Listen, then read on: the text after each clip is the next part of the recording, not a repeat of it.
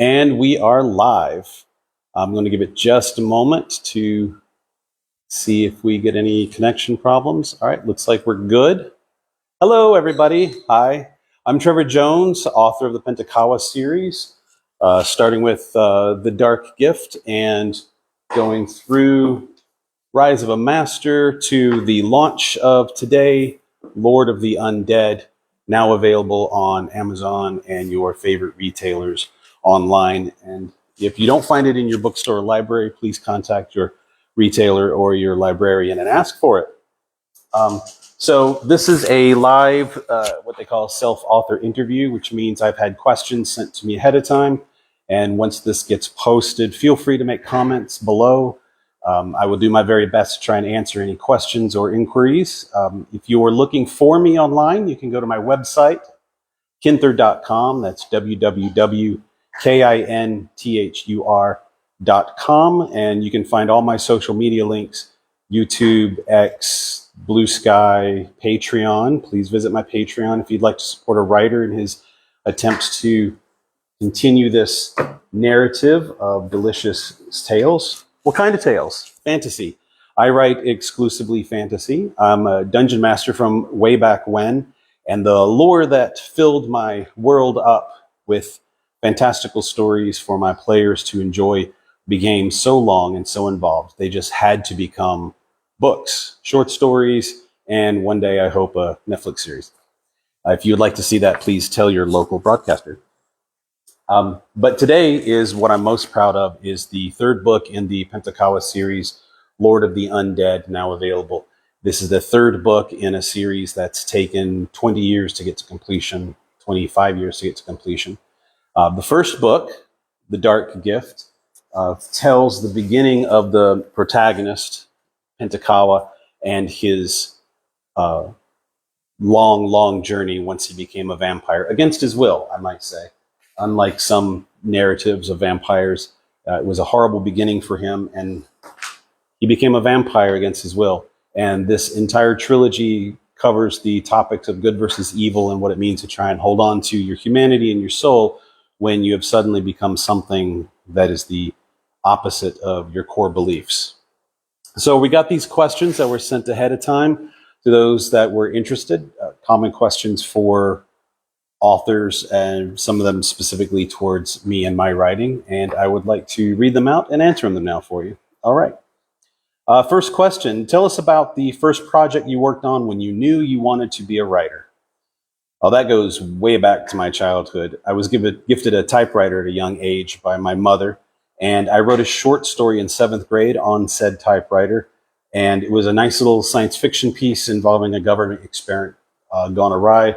As I was a comic book fan as well as a reader of fantasy. So government experiments gone awry seemed to be a common trope. And it was a story that I loved. And when I got to college and got to a creative writing course, I actually revamped that and actually turned it in for a passing grade. I was very happy about that. Talk about the Dark Gift and the Penta series and specific things that make them unique in the world of speculative fiction. I don't know how unique it is, but I would like to talk about the characteristics of it. Good versus evil, been done a million times, but it's always a core storyline. The morally gray aspect of it, that the real world's not clear-cut between the good and the evil, that there are morally gray areas. And this story definitely invokes that and explores that. Bad things done for the right reasons and good things done for the wrong reasons. Both aspects, I think, are discussed in other works, and I would like to explore those as well. So for the most unique things, I would like to say is Penta was an elder protagonist. He's 70 years old when he's turned into a vampire. I'm not spoiling anything there. That's the first couple of chapters. And most vampires in modern mythology, anyway, tend to be sexy. They're seductresses, depending on the gender. There's a sexuality to them. Penta doesn't have that as part of his makeup, partly because he was 70 when he was turned, and partly because that's just not an area I feel needed exploring. That's done so much in other works. I wanted to try something a little different when I came up with him. Vampires in a fantastical, magical realm rather than urban fantasy. Some of my favorite vampire tales, the Anita Blake series by Laurel K. Hamilton, P. N. Elrod, vampire stories, all have vampires in the modern world or the real world. And it's a sort of an alternate history. What if vampires existed in our world? And I wanted vampires in a fantasy world, a world where a wizard could be a problem for a vampire, where clerics could pull power from on high. So that's one of the things that makes it different, unique. Do you have a favorite character to write in the books, and what made them so compelling? Well, obviously, Penta is my favorite. He's the protagonist. But beside the protagonist, I almost always try to have a character that fulfills a particular trope, and that's the grizzled veteran, not necessarily of military or police or whatever, but somebody who's been around, who knows how, the way the world works, who is in an unwinnable fight, challenge or obstacles before them, and they know they may not come out of it unscathed. And he fights it anyway because the cause is just. That's something I almost always include in my tales, and it really appeals to me. It's compelling. Has a character ever surprised you? Yes, sometimes their very existence is a surprise. In The Dark Gift, the first book in the series, I'm riding along, and on walks 5 characters I had not planned for. There was no outline, no brainstorming. They literally fell out of my head and onto the page. And I thought they were so unique that I had to continue their story. So much so that there's a prequel to The Dark Gift called That Damn Dragon, which only features these 5 adventurers and how they got together. It's basically their origin story, and that's going to become a whole nother series. If you're interested, look for that on Amazon. Visit my page, www.kinther.com, and look for all my books. Maybe you thought they were one way and they turned out completely different. That for sure has happened to me a time or two. Penta himself, as he wrestled with the morally gray, I found myself exploring areas that I never would have opportunity or desire to in the real world. That's what's so great about fantasy and science fiction, is that we get to create an analogy, follow symbolism. We get to follow the compelling questions without the real world being the obstacle to ask those questions. It's sort of a safe environment in order which to do so. Because when you walk away from the book, you're like, oh, that was a fantasy book. That was science fiction. That's not real. But it allows you to explore those. What do you do when you're just not motivated to write? This is a question for every author who suffers from writer's block or executive dysfunction, where you know what you need to do and you just can't get there. For pure motivation, I don't really have a problem with writing, but there have been plenty of times where I knew where I was going, but the execution of said project or the scene left me frozen with indecision. So sometimes I will fill my creative gas tank with other works of creation from movies and TVs. Battle scenes used to be a big problem for me because I wasn't sure exactly how to do the dance. So I would just hit the videos and watch other combat scenes in fantasy movies. Lord of the Rings, when it came out, was a big boon. Troy, that was a good one. Great combat scenes in that. Everything from original Excalibur. If you're looking for a good sword fight scene, the Princess Bride has one of the best choreographed scenes in all of fantasy. But yeah, this fills the creative tank, gives me some juice, helps me visualize what it is I need to do. I write very cinematically. I want, when you're reading my works, that you visualize what's going on. So translating book to screen and screen back to book oftentimes is a winning combination for me. Do you write the books with an audience in mind? Of course. And it's who is it? It's my kind of people. It's the fans, the gamer geeks, the fans of science fiction, fantasy. It's very hard to write for someone who wouldn't pick up this genre at all. And that's actually one of the things I really like about my writing. I've seen this in a couple of reviews where I've said, oh, I don't read vampire stuff, or I don't read fantasy stuff. And then they pick up the book and they give it a try. And they come back with, wow, I was blown away. That's not what I was expecting. And I've my expectations were far exceeded, and that always makes you feel good as an author. But that's something you have to keep in mind. I'm start writing for myself, for people like me, the fantasy nerds, the gamer geeks, the fanboys and fangirls, fan thems, and then I go back and I'll go, not everybody knows what that kind of magic item looks like or how it functions. So I got to put some explanation in there so that I can bring in the people that aren't the usual readers. Same for vampires. You would think everybody knows everything about vampires, but there isn't. Everybody's vampire is a little different. Let's see. Recommend some of your favorite novels to our community. I have a really long list of my favorite books, and I could probably go on. So I'm going to do two from each of my favorite genres real fast. The Discworld series by Terry Pratchett, top of the list. Fantasy and world building on unmatched by some. The Myth series by Robert Asprin. If you like puns, and you should, if you like puns, Robert Asprin is the man with the Myth series. For science fiction, I'm a huge fan of Isaac Asimov, of course, the Robot series, and Spider Robinson's Callahan books, Harry Harrison's Death World series. But I would like to give a big shout out to indie authors like myself who are trying to break into a world that is still gatekept by the big five publishing companies. And two of the authors are Hannah Desmond and her series that starts with Jewel of Inanna. You can find that on Amazon. And just about anything by Brad Swift, Bradford, you can find him on Amazon too. The name of his series was First Form, and that's a really good science fiction series. So check them out. Check out our favorites. What's next for your writing and release-wise? Well, today is a launch. Lord of the Undead, bringing the trilogy of Pentakawa to a closed trilogy, although there will be more in the future for him. But as I told you before, That Damn Dragon is the prequel to The Dark Gift, which tells the story of 5 unique adventurers. And that's what I started. I started going back to them, and I think they deserved another book, close out their trilogy. So they'll get a second and a third book, and that's what I just recently started on. Because after they encounter a vampire and learn how crazy that can be, they moved on to other great adventures, and I hope to fulfill that niche as well. And I'm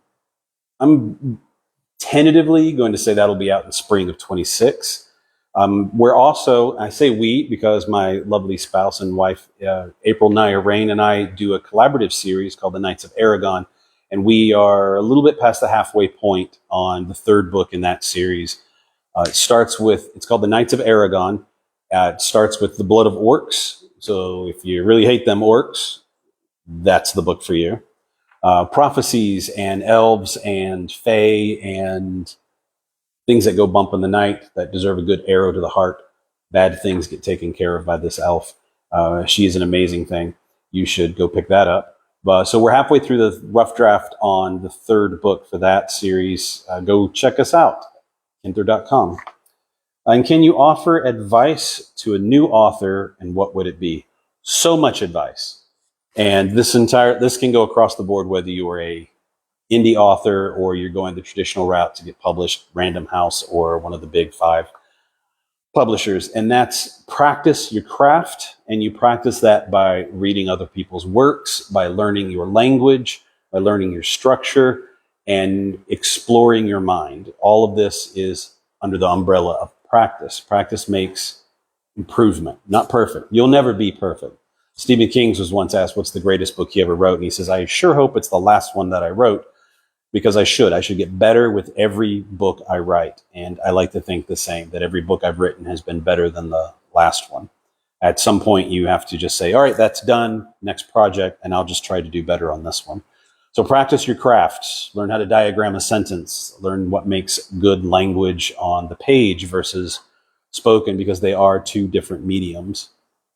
Now, one of the things that was asked of me, in addition to the interview questions, was that I do a reading.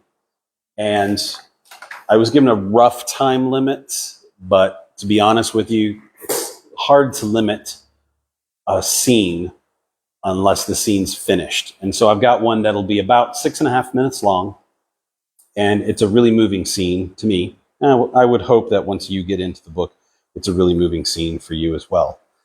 So rather than coming cold, I'm just going to paint a quick picture for you. Pentakawa, the vampire, has come to the city to get an audience with the prefect who rules the city. And unbeknownst to the prefect, the clerics of the city, those holy high men and women that have decided to stand in the vampire's way, are preparing the causeway, the bridge that comes across the great river to the city. They're preparing it with magic and sigils to fight off the vampire when he shows up again that evening.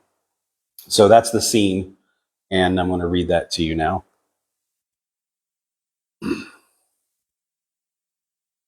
High Priest Khalil knelt, his broadsword waving above a stone pylon, invoking the blessings of Krar, the god of light and justice. His blade left a trail of light and power, forming the sigil that would serve as his warding.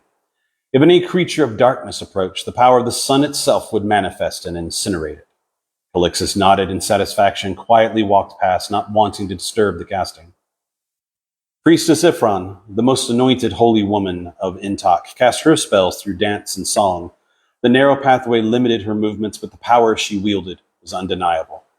With an oak rod in one hand and a willow in the other, she seemed to trail starlight and fractured moonbeams. Singing the blessings of her goddess, she drew upon the power of earth and stone. 2 saplings sprouted between the stone railings. These saplings rapidly grew to match the priestess's height, intertwining their trunks and branches, blooming and maturing within moments. Across from her, the priestess Theodora sat with the blessed curved blade of her patron goddess Tassar across her lap. On either side of her sat a panther and a lion. The priestess chanted her holy scripture, and the eyes of the cat sparkled with intelligence and power. They let out deep-throated growls that seemed to shake the very stones beneath them. Calixtus noticed the birds in the trees and the wildlife watching from the forest's edge. It was not often that the highest members of the church worked in concert like this. The power they raised today was something rarely witnessed and understood by laymen. The very foundation of the city and the covenant of the gods were represented when such undertakings occurred. Calixtus beamed with pride as he continued his inspection. The white witch Halima, high priestess of Halloween, stood with her naked blade held against her breast. She whispered her devotion and intention to it, her eyes half closed in concentration. Calixtus allowed his gaze to take in the beauty of her sheer gown outlining her form. She had come without armor, knowing today's battle would be fought with magic. Despite the High Lord's appreciation of her form, he kept his mind pure and did not linger as the thrust of her sword was more deadly than any other. Umberto of Until, the Dark Lord Most High, knelt with his black mace upon the stone, wearing his leather gloves. His seemingly empty hands grappled with something unseen before him. His face was red with concentration, his jaw clenched in resolve. He matched his will against one of the minions of his god, proving his worth by besting it and forcing it to do his bidding. Calixtus observed quietly, not wanting to interrupt such a dangerous moment. The dogma of Until required his priests to prove themselves time and again for the powers that were granted to them. If Umberto proved himself worthy, then he would have an entity to command. This spiritual being would be ensorcelled into the warding, ready to strike at the vampire when called upon. Umberto seemed to have gotten the upper hand when the unseen force exploded into a savage length of claw. The priest rolled to his right, snatching up his mace, and delivered a powerful backhand blow across its fingers. The snapping of bone echoed over the causeway. Umberto dropped the mace and grabbed 2 digits of the claw and pulled them apart, their meat ripping from bone and sinew, giving way with a sickening pop. He whispered beneath his breath a final incantation, and the image vanished. Hovering in its place, a burning black sigil floated. Umberto swept his dark hair from his eyes, his brow slick with sweat. He bent to retrieve his mace and turned to the Lord High Priest. "It is done," he said. His black eyes could burr a hole through lesser men, but the Lord High Priest was stronger than most. "Commendable and impressive as always, Umberto," he said, nodding in respect before continuing his walk to look over the rest. He only had 2 more to observe as the others were completing their rituals. Rastus, the Stained One, High Priest of Riktar, leaned against his pylon, head down. His mouth was open in a silent scream, and he disgorged the remnants of his supper upon the stones. His recently shorn head was decorated with cuts and nicks. Calixtus kept his distance, but watched closely. He could see blood dripping from the man's ears, nostrils, and eyes. The priests of Riktar engaged in some of the most grotesque and fascinating rituals. One could not look away for fear something would escape observation, yet watching was oftentimes revolting. A black tentacle covered in slime and ichor emerged from the priest's mouth and lengthened.